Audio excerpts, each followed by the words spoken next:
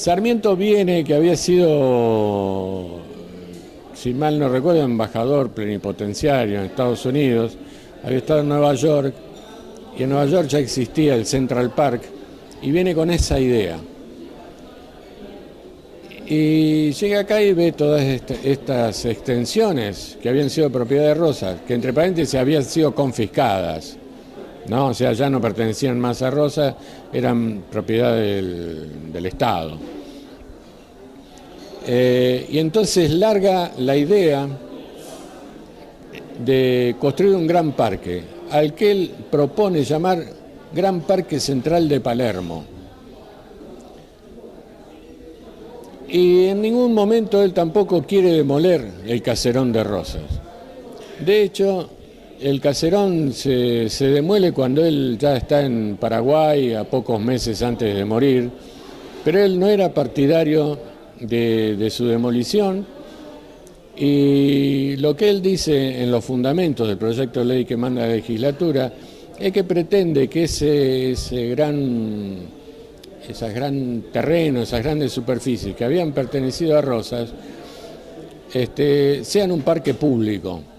O sea, pase de ser una propiedad privada a ser un parque público para solaz de todos los argentinos. Es decir, tiene todo un discurso bastante interesante Sarmiento cuando manda el proyecto de ley al Congreso Nacional. No olvidemos que ese sector de la ciudad pertenecía a la ciudad de Buenos Aires, por lo tanto decidía el Congreso Nacional qué había que hacer. Bueno, finalmente la ley es aprobada, pero para aprobarla algunos ponen condiciones. Por ejemplo, cambiarle el nombre y que no se llame Gran Parque Central de Palermo como pretendía Sarmiento, sino Parque 3 de Febrero, precisamente recordando la derrota de su antiguo poseedor, porque evidentemente quedaban muchas espinas al respecto de todos los años de guerra civil. Bien, el primero que hace un plano del parque con una propuesta paisajística para toda esta zona es un coronel de ingenieros polaco, Jordan Czesław Wysocki. Era un ingeniero militar polaco que había venido al país y se asimila inmediatamente al ejército, y enseguida le dan trabajo, porque acá no había ingenieros, y menos para hacer los trabajos topográficos que realizaba Wysocki. Wysocki recorre todo el país prácticamente haciendo relevamientos para el ferrocarril, para el ejército, mil cosas. Pero, entre otras cosas, hace el primer plano correspondiente a lo que sería el futuro Parque 3 de Febrero. Ese plano, o sea, ese proyecto no se realiza. Queda así asentado y está documentado su plano y su proyecto, que es este. Lo que se realiza, en realidad, es un proyecto elaborado en el Colegio Militar. Es el que se lleva a cabo.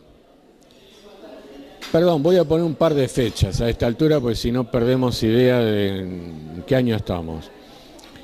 En 1874, Sarmiento manda el proyecto de ley al Congreso Nacional.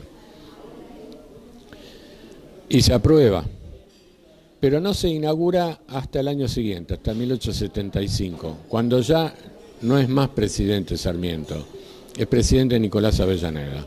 Por lo tanto, lo inaugura Avellaneda. Pero Sarmiento,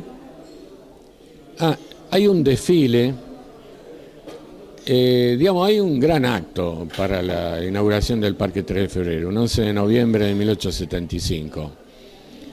El gobierno nacional invita a todas las personalidades y hay una asistencia de 30.000 personas.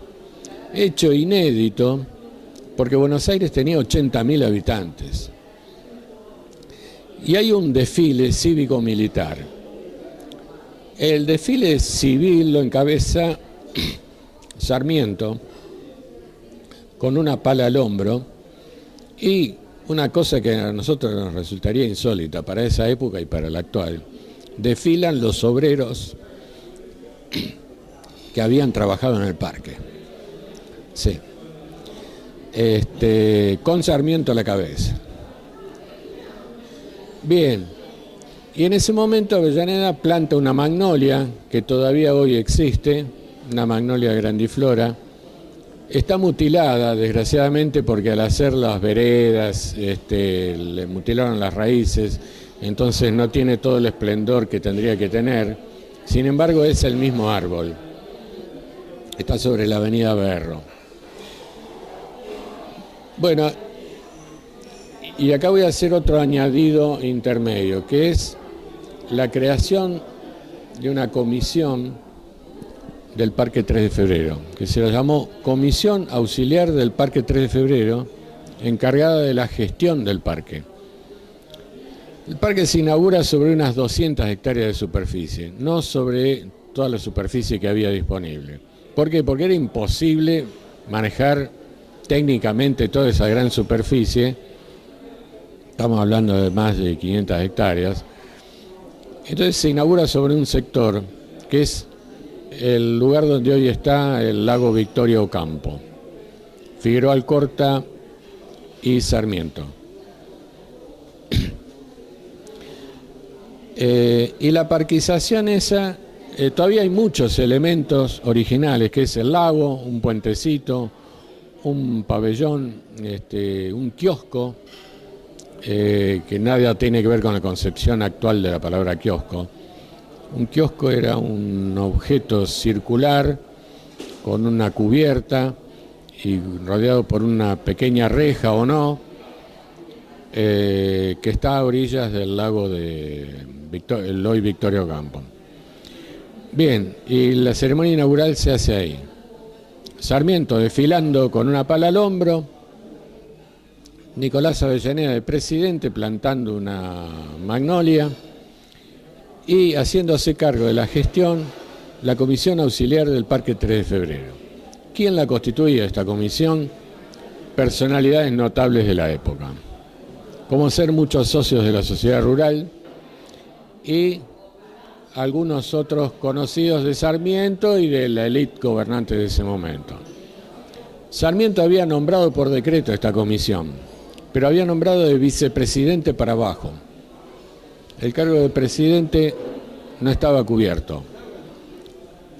Después de inaugurado el parque, Avellaneda se encarga de cubrir ese puesto, nombrándolo a Sarmiento presidente de la Comisión Auxiliar del Parque 3 de Febrero. Esta comisión en realidad tiene un trabajo notable, porque se ocupa de todos los temas del parque en exclusividad. Es decir, del millón de cosas que significaba seguir con un proyecto paisajístico, plantar árboles, establecer las circulaciones, había concesiones en el parque ya. Hansen era una de ellas, que era un bar, un bar de la época, no me imagino un bar actual, donde los mitos llegan a que ahí se bailaron, era un lugar donde se bailaba tango, y es muy posible que así lo sea, porque hasta Borges lo nombra, junto con otros lugares del Parque 3 de Febrero donde se bailaba tango a principios del siglo XX. Eran 3 lugares, básicamente, lo que en esa época se llama el tambo, el tambito y lo de Hansen. Jordan Wysoski resulta ser el ingeniero jefe de Parque 3 de Febrero. O sea, la comisión lo nombra ingeniero jefe y es él el que dirige todas las obras que se empiezan a llevar a cabo en el Parque 3 de Febrero.